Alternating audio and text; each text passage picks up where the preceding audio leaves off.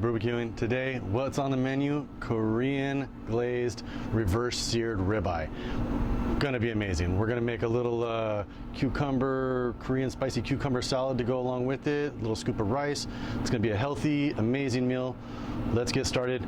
We got the Yoder here set up to 250 degrees. We're gonna cook this thing low and slow. But first of all, what we're gonna do is we're just gonna do a little salt and a little pepper on this, little fresh cracked pepper on both sides, just to give it a little bit of flavor. What we're gonna do here is we're gonna sit there and let this go for about an hour. It's gonna take, we're gonna try and go for an internal temp about 130, 135. We want this nice and medium rare. This steak is great with that. Once it hits that temp, we're gonna fire the Yoder up to about 600 degrees. We're gonna reverse sear it, which basically we're keeping it low and slow. We're gonna throw it over a really hot fire and get those nice grill marks on it.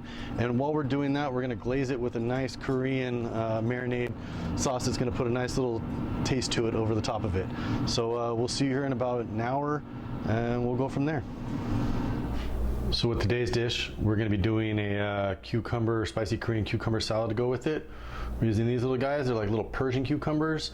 These work a lot better because of the fact that they don't really have a whole lot of seeds in them. So it doesn't get too watery. They're a little bit more firm. So this is gonna work nice with this.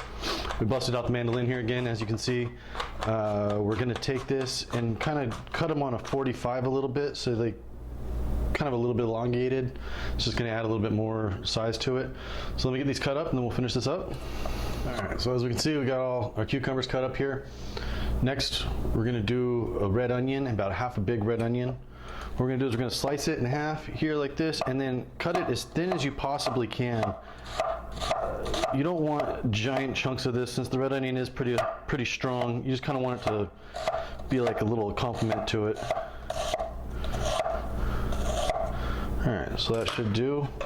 I'll get these broken up and thrown in here.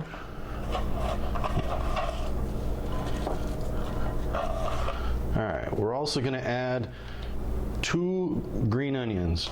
You obviously want to cut off the little root ends here, and then we're going to do the same thing. We're just going to kind of cut these. We'll do these at a little bit of a bias like this, and just kind of throw big chunks in. Kind of do a little rough chop on it.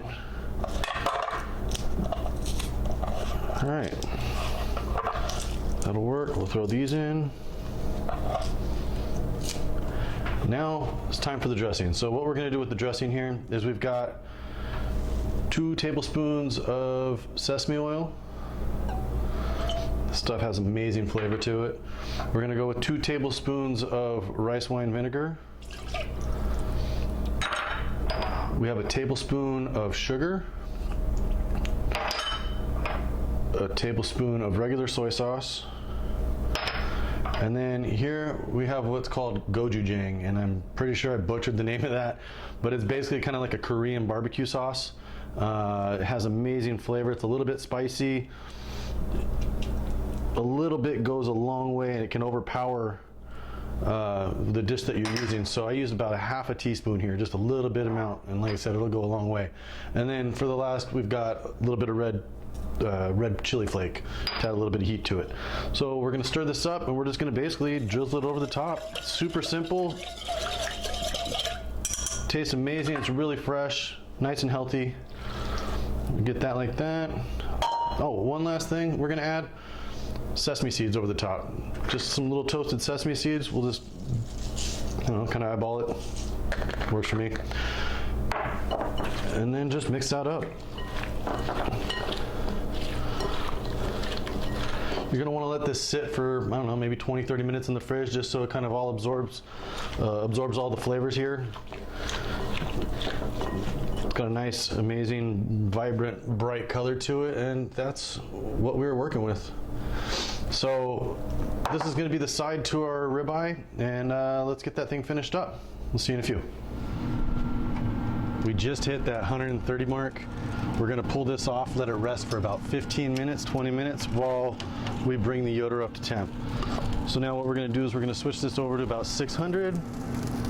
All right, right, so as you can see, the meat looks amazing. What we're gonna do, we just got this kicked up to 600 degrees. We're gonna let that come up to temp, and at the same time, the meat's gonna be resting. One of the cool things about reverse searing is that while this comes back up, this gets to rest for about 15 minutes. Normally, if you were to pull a piece of meat off before you could eat it, you need to let it rest, you know, for 15, 20 minutes to let all the juices reabsorb back into the meat.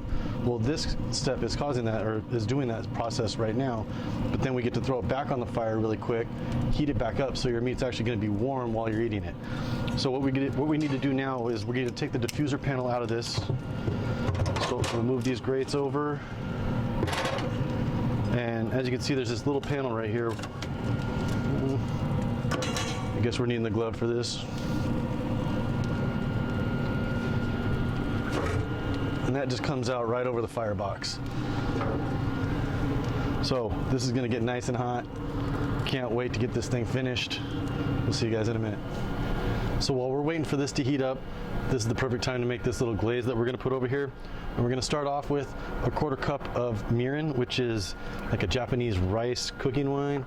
We're going to go with a 1/4 cup rice wine vinegar. We have a 1/4 cup of teriyaki sauce. We're gonna go 2 tablespoons sesame oil. That's where we get that good, you know, Asian themed flavor to it. And 2 more tablespoons of that gochujang sauce that I talked about earlier. So super simple sauce. We go in. Just need to mix this up. And this is just gonna add like a spicy, sweet, you know, amazing flavor to this. So that's just that simple. This thing's just about heated up, so let's get this steak seared and get this done. All right, so here we go. The last step. You can see this thing is like blazing hot at this point. So we're gonna take our meat that's nice and rested at this point, and we're going straight onto the top of this. We want to press down just a little bit, make sure that everything's touching all the surface. And then while we're doing this, we're gonna throw this glaze over the top. The smell that's coming off of this is just amazing. And not to mention the heat is intense. So I'm actually gonna grab my glove here because I could barely get the baster in there. All right, so we're gonna baste. This doesn't take long at all. We're talking a couple seconds per side. So we're gonna take it and turn it on a 45 and then press down again. That's gonna give you those nice cross hatch marks on your steak that you're looking for. We'll baste one more time here.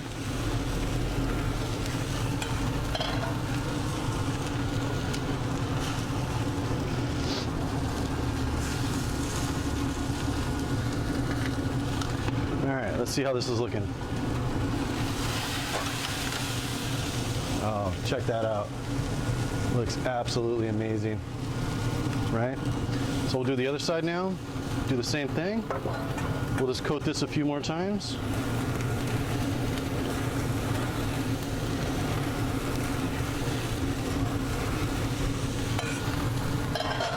And then again, do the 45-degree turn here.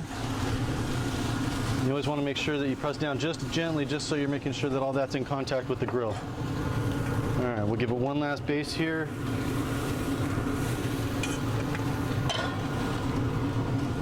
Check this out.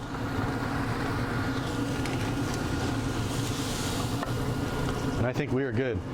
Let's go get this thing assembled inside. We'll put the cucumber salad together with it, and we'll go from there.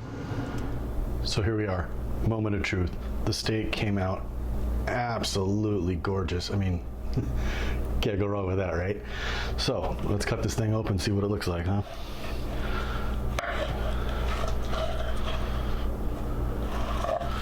All right.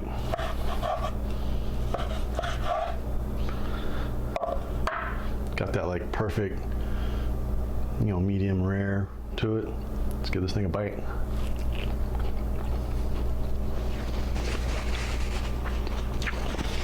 That glaze just adds, it's not overpowering, it just adds a nice little, something extra to it. You know, I know a lot of people just say salt and pepper, but every once in a while I want something a little different. Let's give this salad a try, huh?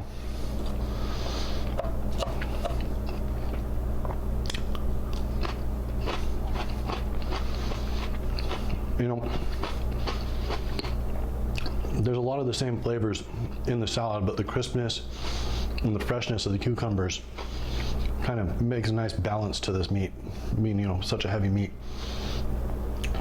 Completely happy. You guys, thanks again for watching. Don't forget to subscribe. Don't forget to like. We'll see you guys next time.